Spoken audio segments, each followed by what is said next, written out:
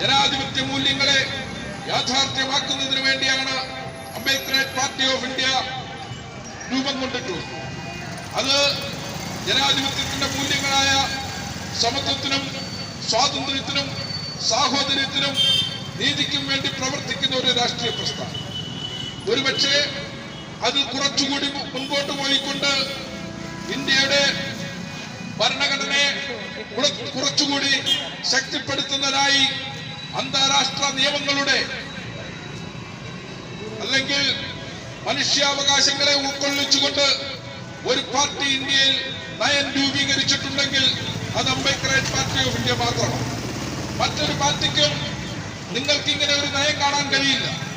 ഇന്ത്യയിൽ ഏതെങ്കിലും രാഷ്ട്രീയ പാർട്ടി അത് അതിന്റെ നയമായിട്ട് അന്താരാഷ്ട്ര നിയമങ്ങളെയും ഇന്ത്യയുടെ ഭരണഘടനയെയും മനുഷ്യാവകാശ നിയമങ്ങളെയും ഉൾക്കൊള്ളിച്ചിട്ടുണ്ടോ എന്ന് നിങ്ങൾ പരിശോധിക്കുമ്പോൾ ഇന്ത്യയിൽ ഒരു രാഷ്ട്രീയ പാർട്ടി പോലും അതിന്റെ നയമായിട്ട് ഈ മൂല്യങ്ങളെ ഉൾക്കൊള്ളിച്ചതായിട്ട് നമുക്ക് കാണുവാൻ കഴിയില്ല.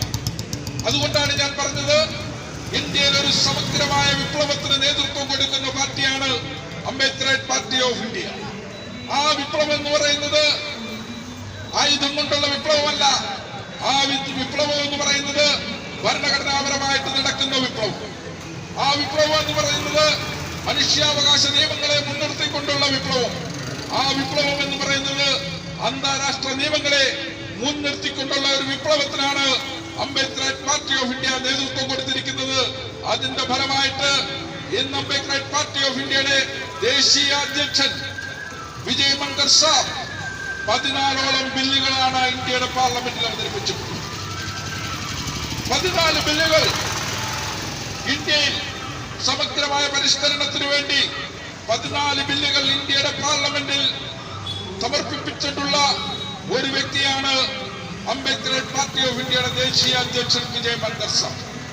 നമ്മൾ മനസ്സിലാക്കണം, അങ്ങനെ ബില്ലുകളിലൂടെയും ചാർട്ടറുകളിലൂടെയും പെറ്റീഷനുകളിലൂടെയും ജനകീയ സമരങ്ങളിലൂടെയും ഇന്ത്യയിൽ ജനാധിപത്യത്തെ ശക്തിപ്പെടുത്തുന്നതിന് വേണ്ടി പ്രവർത്തിക്കുന്ന ഒരു രാഷ്ട്രീയ പാർട്ടിയാണ് അംബേദ്കർ പാർട്ടി ഓഫ് ഇന്ത്യ എന്നുള്ള കാര്യം നമ്മൾ വിസ്തരിച്ചു കൊടുത്തു. അതാണ് അംബേദ്കർ പാർട്ടി ഓഫ് ഇന്ത്യയുടെ ഏറ്റവും വലിയ വില. നമുക്കറിയാം, അംബേദ്കർ പാർട്ടി ഓഫ് ഇന്ത്യ കൊടുത്ത അതിന്റെ പ്രവർത്തനത്തിന്റെ ഫലമായിട്ട് ഈ മാസം നമ്മൾ കണ്ടതാണ്, നമ്മുടെ പ്രധാനമന്ത്രി നരേന്ദ്രമോദി ഇന്ത്യയുടെ പുതിയ പാർലമെന്റ് മന്ദിരത്തിന് തറക്കല്ലിട്ടെന്ന് നമ്മൾ കണ്ടു. ആ തറക്കല്ലിടാൻ കാരണമായത് Ambedkar party of India India ഗവൺമെന്റിനും ഇലക്ഷൻ കമ്മീഷൻ ഓഫ് ഇന്ത്യക്കും നൽകിയ പെറ്റീഷനുകളുടെയും ബില്ലുകളുടെ അടിസ്ഥാനത്തിലാണ് ഇന്ന് പുതിയ പാർലമെന്റ് മന്ദിരത്തിന് തറക്കല്ലിട്ടത് എന്നുള്ള കാര്യം നാം ഓരോരുത്തരും മനസ്സിലാക്കണം. അത്തരം പ്രവർത്തനങ്ങളിലൂടെയാണ് അംബേദ്കർ പാർട്ടി ഓഫ് ഇന്ത്യ മുന്നോട്ട് വരുന്നത്. ഇത്തരം പ്രവർത്തനങ്ങൾ കാഴ്ചവെക്കാൻ നാളിതുവരെ ഈ രാജ്യം ഭരിച്ച ഏതെങ്കിലും പാർട്ടികൾക്ക് കഴിഞ്ഞിട്ടുണ്ടോ എന്നുള്ള കാര്യം നമ്മൾ പരിശോധിക്കണം. നമ്മളുടെ രാജ്യം ബ്രിട്ടീഷുകാരാൽ ഭരിക്കപ്പെട്ടിരുന്ന ഒരു കാലമുണ്ടായിരുന്നു. ആ കാലഘട്ടത്തിൽ നിന്നും ആ ഇന്ത്യയുടെ സ്വാതന്ത്ര്യത്തിന് വേണ്ടിയുള്ള പോരാട്ടങ്ങൾ ഈ രാജ്യത്ത് നടന്നു. ആ പോരാട്ടങ്ങളിലൂടെ ഇന്ത്യക്ക് സ്വാതന്ത്ര്യം നേടുമ്പോൾ നമ്മുടെ ദേശീയ നായകന്മാർ, നമ്മൾ ആ സ്വാതന്ത്ര്യ സമരത്തിന് നേതൃത്വം കൊടുത്തവർ, അവർക്കൊരു സ്വപ്നമുണ്ടായിരുന്നു, ഇന്ത്യയെ ജനാധിപത്യമാക്കി മാറ്റുക എന്നുള്ളത്.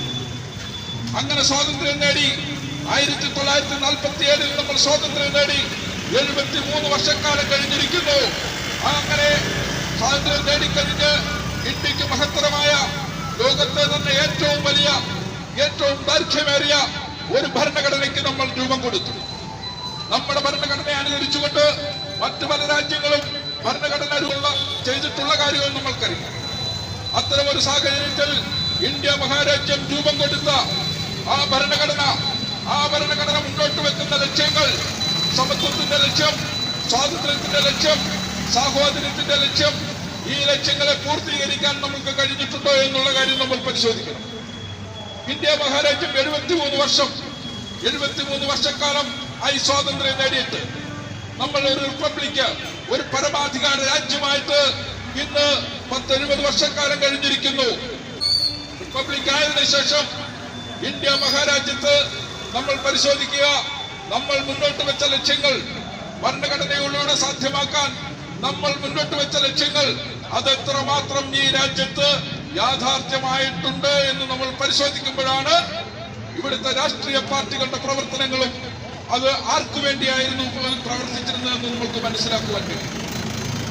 നമുക്കറിയാം, ഇന്ത്യ സ്വാതന്ത്ര്യം നേടി ഇന്ത്യ ഒരു പരമാധികാരി രാഷ്ട്രമായതിനു ശേഷം ഇന്ത്യ ഭരിച്ചത് നൂറ്റാണ്ട് കാലത്തോളം ഭരിച്ചത് Indian National Congress. Indian National കോൺഗ്രസിന്റെ ഭരണമാണ് 50 വർഷക്കാലം ഈ രാജ്യത്ത് നിലനിന്നത്. അത് മഹാഭൂരിപക്ഷത്തോടുകൂടി പല പ്രാവശ്യവും അവർ ഇന്ത്യയുടെ അധികാരത്തിൽ വന്നു. 7ഓളം പ്രധാനമന്ത്രിമാർ അവർക്കുണ്ടായി. ജവഹർലാൽ നെഹ്റു മുതൽ മൻമോഹൻ സിംഗ് വരെയുള്ള 7ഓളം പ്രധാനമന്ത്രിമാർ കോൺഗ്രസിന്റേതായിട്ട് ഈ രാജ്യം ഭരിച്ചു. ഈ രാജ്യം ഭരിച്ച അവർക്ക് ഈ രാജ്യത്തെ ഭരണഘടന മുന്നോട്ട് വെക്കുന്ന ലക്ഷ്യങ്ങളിലേക്ക് നയിക്കുവാൻ കഴിഞ്ഞിട്ടുണ്ടോ എന്നുള്ള കാര്യം നമ്മൾ പരിശോധിക്കണം. ഈ രാജ്യത്ത് നടക്കുന്ന ആനുകാലിക സംഭവങ്ങൾ നമ്മൾ പരിശോധിക്കുമ്പോൾ നമ്മൾക്കറിയാം, ആ ലക്ഷ്യങ്ങളിൽ നിന്നൊന്നും ആ ലക്ഷ്യങ്ങൾ ഭരണഘടന മുന്നോട്ട് വെക്കുന്ന ലക്ഷ്യങ്ങളിലേക്ക് എത്തുവാൻ നമ്മുടെ രാജ്യം ഇന്നേ വരെ സാധിച്ചിട്ടില്ല എന്നുള്ള നഗ്നമായ യാഥാർത്ഥ്യം നമ്മൾക്ക് തിരിച്ചറിയുവാൻ കഴിയും. അതിനുശേഷം വന്ന നരേന്ദ്രമോദി ഗവൺമെന്റ് ആയിക്കൊള്ളട്ടെ, BJP ഗവൺമെന്റുകളായിക്കൊള്ളട്ടെ, അല്ലെങ്കിൽ നമ്മുടെ സംസ്ഥാനം ഭരിക്കുന്ന കമ്മ്യൂണിസ്റ്റ് ഗവൺമെന്റുകളായിക്കൊള്ളട്ടെ, ആർക്കെങ്കിലും ഇന്ത്യയെ ആ ഭരണഘടന മുന്നോട്ട് വെക്കുന്ന ലക്ഷ്യത്തിലേക്ക് നയിക്കുവാൻ ഉള്ള സാഹചര്യം സൃഷ്ടിക്കുവാൻ കഴിഞ്ഞിട്ടുണ്ടോ എന്ന് നമ്മൾ പരിശോധിക്കുമ്പോഴാണ് ഒരു കാര്യം നമ്മൾക്ക് വ്യക്തമാകുന്നത്. ഇന്ത്യയുടെ ഭരണഘടന മുന്നോട്ട് വെക്കുന്ന ലക്ഷ്യങ്ങളിലേക്ക് അതിൽ നിന്നും നമ്മൾ ബഹുദൂരം പിന്നിലാണ് നിൽക്കുന്നത് എന്നുള്ള യാഥാർത്ഥ്യം നമ്മൾ തിരിച്ചറിയും. അത്തരമൊരു സാഹചര്യത്തിലാണ് Ambedkar party of India Indian ഭരണഘടനാ മൂല്യങ്ങളും അന്താരാഷ്ട്ര നിയമങ്ങളും മനുഷ്യാവകാശങ്ങളെ കുറിച്ചും ചർച്ച ചെയ്തുകൊണ്ട് ഈ രാജ്യത്ത് സമൂലമായ പരിഷ്കരണം ആവശ്യമാണ് എന്ന് പറഞ്ഞുകൊണ്ട് ഈ ജനങ്ങളെ സമീപിച്ചുകൊണ്ടിരിക്കുന്നത്. അതുകൊണ്ടാണ് ഇത്തരം ഒരു സായാഹ്നത്തിൽ പോലും ഇവിടെ ഇങ്ങനെയുള്ള ഒരു രാഷ്ട്രീയ വിശദീകരണ യോഗം സംഘടിപ്പിക്കുന്നത് എന്നുള്ള കാര്യം നമ്മൾ മനസ്സിലാക്കും. അതാണ് അതിന്റെ യഥാർത്ഥ കാരണം. ഇന്ന് BJP ഗവൺമെന്റ് ആയിക്കൊള്ളട്ടെ, കോൺഗ്രസ് ഗവൺമെന്റുകളായിക്കൊള്ളട്ടെ, അവർ ഭരിച്ച ഈ നാടിന്റെ അവസ്ഥ എന്താണ്? ഇന്ന് ഈ രാജ്യം എവിടെ നിൽക്കുന്നു? സാമ്പത്തിക രംഗത്ത് എവിടെ നിൽക്കുന്നു? സാമൂഹ്യ രംഗത്ത് എവിടെ നിൽക്കുന്നു? സാംസ്കാരിക രംഗത്ത് നമ്മൾ എവിടെ നിൽക്കുന്നു എന്നുള്ള കാര്യങ്ങൾ പരിശോധിക്കുമ്പോൾ നമ്മൾ എത്രമാത്രം പിറകിലാണ് നിൽക്കുന്നത് എന്നുള്ള യാഥാർത്ഥ്യം നമ്മൾ